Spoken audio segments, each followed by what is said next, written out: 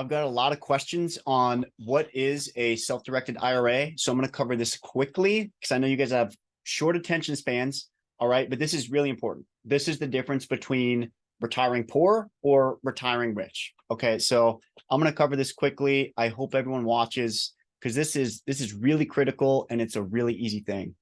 So give me a second to get set up here.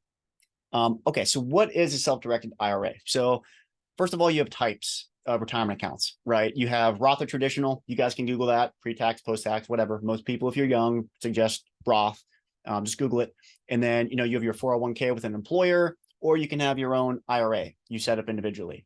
Then if you're a small business owner, you can have a solo 401k or a SEP IRA. Again, you guys can just Google that. I'm not going to cover it. It's pretty simple stuff. But so with a self-directed IRA, the types don't change. Okay, it's irrelevant. Where it actually gets relevant is where you choose your custodian. Okay, so you can choose your traditional custodians. Usually, if you have an active 401k, you don't have a choice. You have to go with the traditional custodian because your employer picks that. If you leave a company, you can roll your 401k over into a self-directed custodian. I've done that a couple times. But anyways, your traditional custodians are Charles Schwab, Vanguard, Fidelity, the names you guys have all heard of. Alternatively, a self-directed custodian, mine is directed trust company. So the big difference are now the assets you can invest in. Okay, so your traditional custodians, you can really only invest in stocks or bonds. All right, there's a little over 4,000 US stocks available, and there's really only 7 types of bonds. Okay, if you guys have questions, I can tell you. It's mortgage-backed securities, treasury bonds. It's really just 7 types.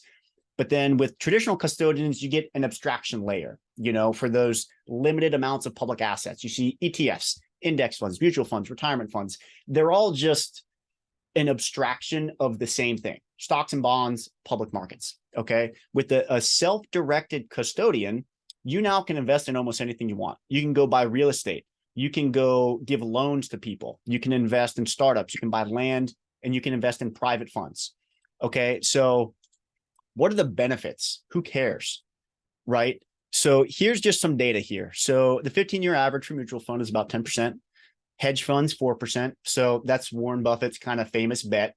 He bets everyone that just basic index funds will outperform hedge funds, and he always wins. Private equity, now we're getting out of the public assets, right? Mutual funds and hedge funds are still public assets. Private equity is now in private markets. So you've got a 5% increase in average. Venture capital, 22%. Now, I don't suggest venture capital, okay? Because the only nuance here is these other 3 are normally distributed. Venture capital is a steep power curve. So it's really just the elite. A handful of venture capital funds make up the bulk of the returns. So don't go invest in venture capital. You'll probably lose. It's not the point. But venture capital are private deals. So the average is about 2x the public. And then what I target are private funds between 20 and 30%.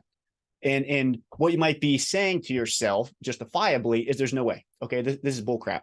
Let me show you why this should be obvious. Okay, it's basic supply demand economies. So the total personal savings in the US of every single person in the United States is $860 billion. The private market cap is 10 trillion. The public market cap is 124 trillion.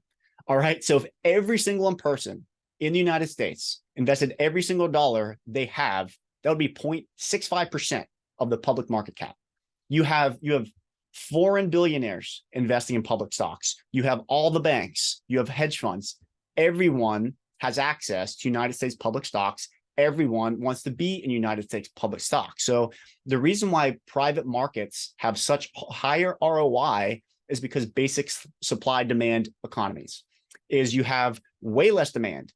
You have over 100 times less demand, and you have significantly more supply. Like I told you, there's only a little over 4,000 public stocks, right? There are hundreds of thousands of deals in private markets. So you should expect in private markets to be able to have a higher ROI. Now, you might be thinking to yourself, okay, who cares, right? I don't want to take the risk. If I can get 10% in a mutual fund, why take the risk? Why take this effort? Here's why, guys, is so if you invest $100,000 right now, I'm 35 almost.